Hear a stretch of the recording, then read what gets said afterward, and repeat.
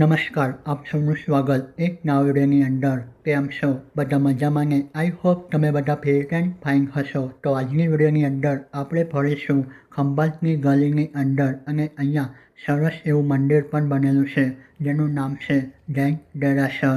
તો અહીંયા આપણને સ્વામી વિવેકાનંદની ઊંચાઈવાળી પ્રતિમા જોવા મળી રહી છે. તો ગલીની અંદર આપણને જૂના જમાનાના ઘર પણ જોવા મળવાના છે. તે કમસે કમ 80થી 100 વર્ષ જૂના આ બધા ઘર તમને જોવા આ ગલીની અંદર મળવાના છે. ખંભાતની ગલીઓની અંદર આપણે જ્યારે સફર કરીશું ને તો આપણને એમ થશે કે આપણે 100 વર્ષ જૂના જમાનાની અંદર જીવન જીવી રહ્યા છે.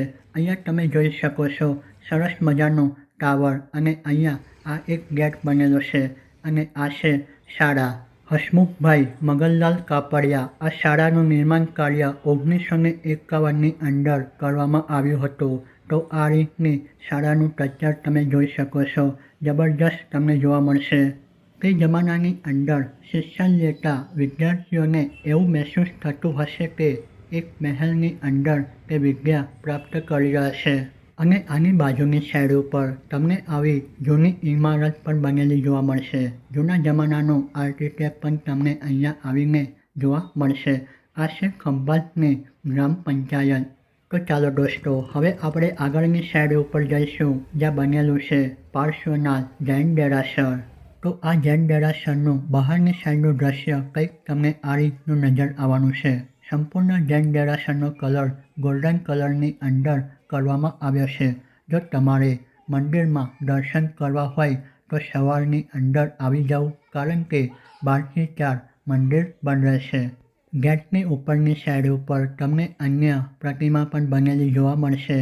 જૈન દેરાસર જ્યાં બનેલું છે તેની બાજુની સાઈડ ઉપર તમને જૂના જમાનાનું આર્કિટેક્ટથી ડિઝાઇન કરેલા ઘર પણ જોવા મળશે. તો બાલ્કનીનું દ્રશ્ય તમે જોઈ શકો છો. લાકડાના ડિઝાઇનથી બનેલી છે.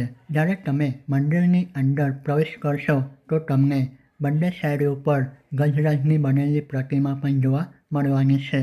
તો હવે આપણે વાત કરીશું આ મંદિરના હિસ્ટ્રી વિશે. શ્રી સંબંધ પાર્શ્વનાથ ભગવાનના આ મંદિરનું ઘણી વખત જીર્ણોદ્ધાર કરવામાં આવ્યું છે, પરંતુ મંદિરની અંદર રાખેલ પ્રતિમા 100 વર્ષ જૂની છે. તો દોસ્તો, આ મંદિર ખંભાતનું સૌથી પ્રસિદ્ધ મંદિર છે. અહીંનું આર્કિટેક્ટ ખૂબ જ સુંદર છે અને મંદિરની અંદરની સાઈડ ઉપર અને બહારની સાઈડ ઉપર ગોલ્ડન કલર કરવામાં આવ્યો છે. તમને અહીંયા ઘણા બધા જૈન મંદિર જોવા મળશે. અહીંયા તમારે ફરવામાં કમસે કમ 1 થી 2 દિવસ લાગી શકે છે. તો તમારે અહીંયાથી રિક્ષા કરીને જેટલા પણ ખંભાતની અંદર આવેલા જૈન મંદિર છે તેની તમે મુલાકાત કરી શકશો. તો અત્યારે બપોરના 1:15 થઈ ચૂકી છે. તો હવે મંદિરની અંદરની સાઈડના દ્રશ્ય જોઈને બહારની સાઈડ ઉપર આપણે જઈશું.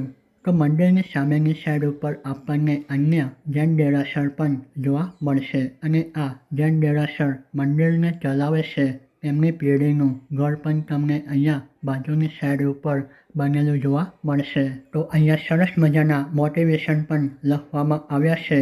ગામડામાં ગાય અને બકરીઓ પાળવામાં આવે છે, જ્યારે કૂતરા રખડતા રહે છે અને તેનું વિરુદ્ધ શહેરની અંદર કૂતરા પાળવામાં આવે છે અને જ્યારે ગાય અને બળદ રખડતા હોય છે. તો ગામડાની અંદર અનપઢ માણસો ગાય ચરાવવા જાય છે અને શહેરની અંદર બનેલા માણસો કૂતરાઓને ફરવા માટે લઈ જાય છે. અને તેનાથી વિરુદ્ધ ગામડાની અંદર ગરીબ બાળકો આશ્રમની અંદર રહે છે, જ્યારે શહેરના આશ્રમોની અંદર પોતાના મા બાપ રહે છે. તો આ સરસ મજાના સુવિચાર વાંચીને મને તો ખૂબ જ આનંદ આવ્યો. તો દોસ્તો, આજની વિડીયોની અંદર અહીંયા સુધી આપણે ખંભાતની અંદર આવેલા જૈન દેરાસરની મુલાકાત કરી. સંપૂર્ણ વિગત જો તમને વિડીયોના માધ્યમથી સારી લાગી હોય તો તમે વિડીયોને લાઈક કરજો, ચેનલ સબસ્ક્રાઈબ પણ કરી લેજો. અહીંયા સુધી વિડીયો જોવા બદલ તમારો ખૂબ ખૂબ આભાર. જય હિન્દ, જય ભારત.